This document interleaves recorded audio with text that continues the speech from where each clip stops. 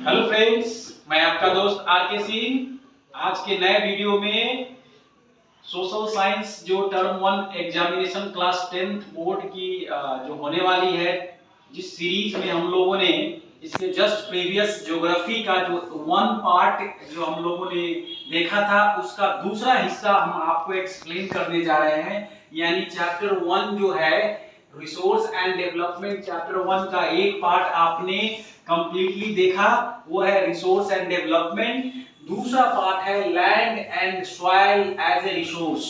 तो पूरी जो रिसोर्सेज की बात होने के बाद land and soil as a resource. तो first of all land resource जो है, हमारे जो देश में जो रिसोर्सेज को देखा गया है, तो पूरे देश के ज्योग्राफिकल स्ट्रक्चर को देखे, भौगोलिक स्थिति देखे हमारे कंट्री की, इंडिया की, तो उसके आधार पर सब हिस्सों में हमारे जितने 28 राज्य और 8 यूनियन टेरिटरीज यानी 8 केंद्र शासित प्रदेश है, उस 8 केंद्र शासित प्रदेश और 28 राज्यों का जितना क्षेत्रफल है, उसमें लैंड का कितना योगदान है, जो 43% जो है वो लैंड से ऑक्युपाइज है, 30% जो है वो माउंटेनस एरिया है, माउंटेन एरिया, 27% वाइल्ड लाइफ है, जंगल जीवन का है। तो और इस तरह से हम ये भी बता दें आपको कि 3.28 मिलियन स्क्वायर किलोमीटर ज्योग्राफिकल क्षेत्रफल है हमारे देश का। ये सबसे इंपॉर्टेंट हो सकता है, आपके एक नंबर का है 3.28 मिलियन स्क्वायर किलोमीटर ज्योग्राफिकल क्षेत्रफल हमारे देश का है, हमारे लैंड का है, पूरा का पूरा जो है। तो आइए हम समझते हैं land as a resource. So land का जो रिसोर्स कैसे है, बिना लैंड, तो लैंड का निर्माण जो होता है, land is a uppermost layer of crust, land is a uppermost layer of crust, is just creating of lots of the farmings and different kinds of the activities. बहुत सारे अलग अलग प्रकार के कार्य और खेती होते हैं। तो इस लैंड में पूरी चीजों को ये हो गया। और लैंड में फॉर्मेशन के लिए जो होगा, रॉक्स होंगे, जो टाइप्स होगा, उसके अकॉर्डिंगली जो हम लोग देखेंगे कि उसमें सबसे ऊपरी हिस्सा जो होती है, जो मिट्टी होती है, खेती योग्य जो मिट्टी होती है, वो सॉइल होती है। इसका मेन टॉपिक जो दूसरा हिस्सा है, वही हम आपको एक्सप्लेन कर रहे हैं, जिसमें soil as a resource. Soil हमारा संसाधन है फार्मिंग के लिए, खेती के लिए। इसके अलावा और भी बहुत सारे अपर मोस्ट लेयर के वर्क में होते हैं। तो फॉर्मेशन ऑफ द सॉइल जो है, निर्माण, फॉर्मेशन मतलब निर्माण जो होता है, एक लंबे टाइम के बाद एक फॉसिल्स फ्यूल्स और जंगलों का, मैन्योर्स का सड़ना गलना नेचुरली एक लंबे टाइम होने के बाद ये फॉर्मेशन होता है सॉइल्स का। और दूसरी बात, सबसे इम्पोर्टेंट जो हमारा सॉइल है यानी मिट्टी है, तो हमारे देश की जो मिट्टी को कैटेगराइज किया गया है, वो 6 टाइप के कैटेगराइज किए गए हैं, जिसमें आप देख सकते हैं ये है alluvial soil, black soil, red and yellow soil, mountainous and forest soil, laterite soil and arid soil. तो ये टाइप्स ऑफ सॉइल्स हैं। इस टाइप्स ऑफ सॉइल्स को आइए हम आपको मैप के माध्यम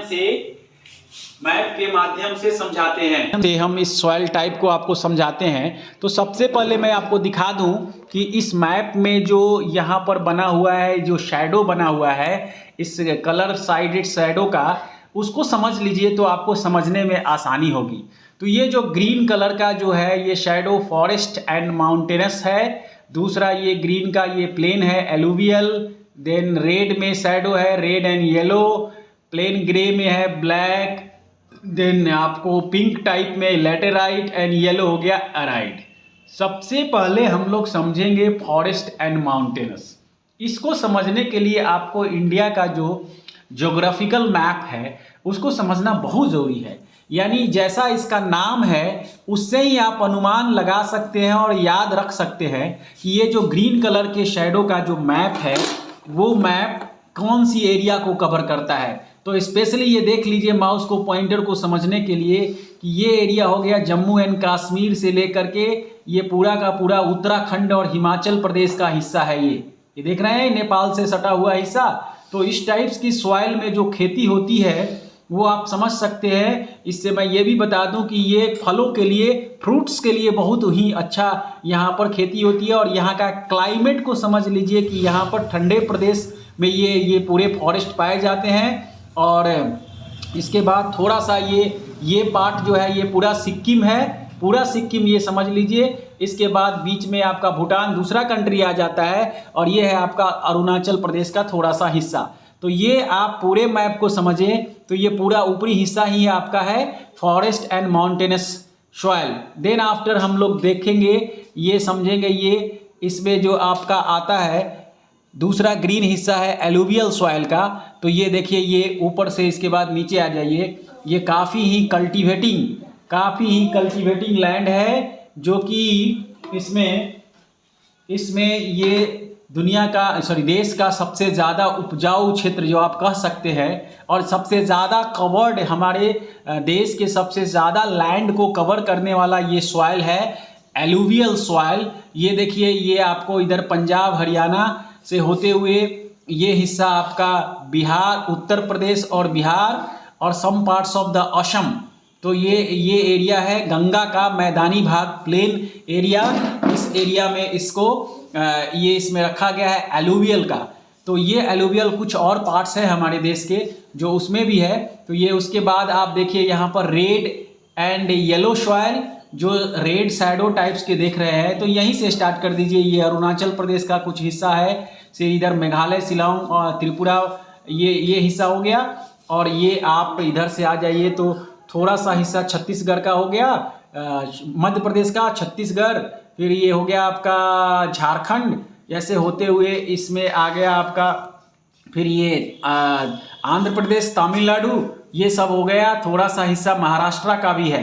तो ये रेड एंड येलो सॉइल, इसमें भी खेती होती है और अच्छी क्वालिटी की खेती होती है, गन्ने की खेती, मूंगफली की खेती, इस टाइप्स के लिए। और इसका जो भी क्लाइमेट है वो पूरी तरह से एवरेज क्लाइमेट कहा जाता है रेड एंड येलो सॉइल्स के लिए, लेकिन यहाँ पर पानी की ज़्यादा आवश्यकता होती है। अब ये जो हम लोग अभी अगला देखने जा रहे हैं ब्लैक सॉइल, जो ब्लैक सॉइल्स में आपको कम्प्लीटली काली मिट्टी जो होती है वो हिस्सा है। तो ये हिस्सा आपका ब्लैक सॉइल का है। ये किनारे का हिस्सा जो है आंध्र प्रदेश और तमिलनाडु का साइड का हिस्सा, ये पूरे की पूरी ब्लैक सॉइल्स में है। इसमें जो होता है कि धान की खेती के लिए ये मिट्टी काफ़ी बेस्ट मानी जाती है। देन आपका आ जाता है लैटेराइट सॉइल। तो लैटेराइट सॉइल में आप ये देख सकते हैं, ये है आपका, ये हिस्सा लैटेराइट है, जो महाराष्ट्र और का पूरा साइड का हिस्सा है। ये लैटेराइट है, पहाड़ी पथरीली इसको बोल सकते हैं। तो उतनी अच्छी ये खेती योग्य नहीं मानी जाती है ये हिस्सा। और लास्टली आपको एराइड का मतलब होता है शुष्क यानी डेजर्ट। तो इस हिस्सा को हम दिखाएंगे कम्प्लीटली, यहाँ पर राजस्थान को दिखा रहे हैं आपको। ये देखिए राजस्थान, जहाँ पर डेजर्ट, इंडिया का सबसे बड़ा डेजर्ट जो है ये एरिया है, जो इसीलिए इसका नाम है। तो यहाँ पर तो उतनी ज़्यादा खेती नहीं होती है ड्यू टू द जो वाटर लेवल है काफ़ी नीचे चला जाता है यहाँ पर डेजर्ट होने के कारण। तो इस तरह से हमारा ये पार्ट जो सॉइल का है ये कंप्लीट हुआ। और सॉइल के बाद मैं आपको बता दूं कि सॉइल के जो अगला जो हिस्सा है उसमें soil erosion and conservation. Erosion का मतलब होता है क्षरण, यानी नष्ट होना, बर्बाद होना, कटाव होना।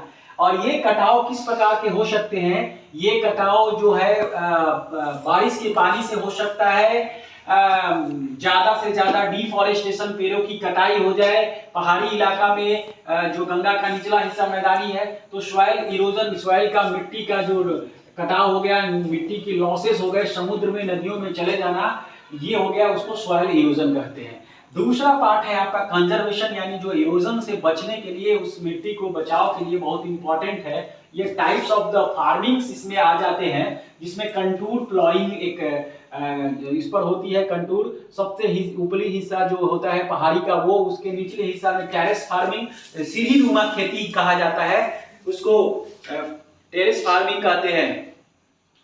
दूसरा है आपका स्ट्राइप क्रॉपिंग, वो लाइन बना करके मध्य प्रदेश और पहाड़ के निचला हिस्सा में। फिर शेल्टर बेल्ट्स ऑफ ट्रीज है, यानी कि आवास जो जहां मैक्सिमम घर है उस घर पर वृक्षारोपण करके मिट्टी का कटाव को रोका जाता है। बहुत सारे ऐसे बांध बनाए जाते हैं जो मिट्टी से, या समुद्र के किनारा ये डैम बनाए जाते हैं, उस डैम के आसपास बहुत सारे फॉरेस्टेशन किया जाता है।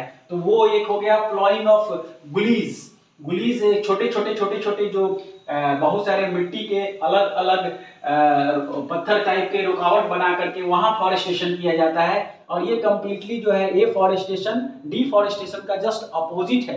यानी जितना ज्यादा जो है हम लोग प्लांटेशन करेंगे, पौधा लगाएंगे, उस एरिया का मिट्टी का कटाव बहुत ही कम होगा। Then control of the mining activities, यानी कि माइनिंग मतलब हम लोग जो खदान से जो चीजें निकालते हैं, तो खदान से निकालने के बाद जो कोयला हो और भी माइनिंग हो, इस एक्टिविटी को कम किया जाए, उसके लिए कुछ और उपाय किया जाए। इस तरह से हम लोग सॉइल इरोजन एंड सॉइल को कंजर्व कर सकते हैं, प्रिजर्व कर सकते हैं, बचा सकते हैं। तो होप सो कि आपको पूरा ये जो चैप्टर है resource and development in geography, ये पहला हिस्सा जो कंप्लीटली रिसोर्स और दूसरा हिस्सा land and soil as a resource आपको समझ में आया होगा।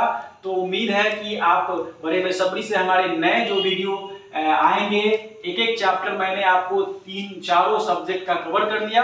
अगला आपके अकॉर्डिंगली कमेंट जो आएंगे वीडियो देखने के बाद, उसके अकॉर्डिंगली हम लोग न्यू टॉपिक्स आपको tomorrow you will get. So hope so कि आपको अच्छा लगा होगा, तो जरूर इस पर कमेंट करें और बाकी बहुत सारे स्टूडेंट को इसको शेयर करें कि इनसे ज़्यादा से ज़्यादा उनको लाभ मिले। एंड उनको सब्सक्राइब करने के लिए भी कहिए, जो कि और भी ज़्यादा नई आने वाले वीडियो उनको मिल पाए। Thank you, have a nice day.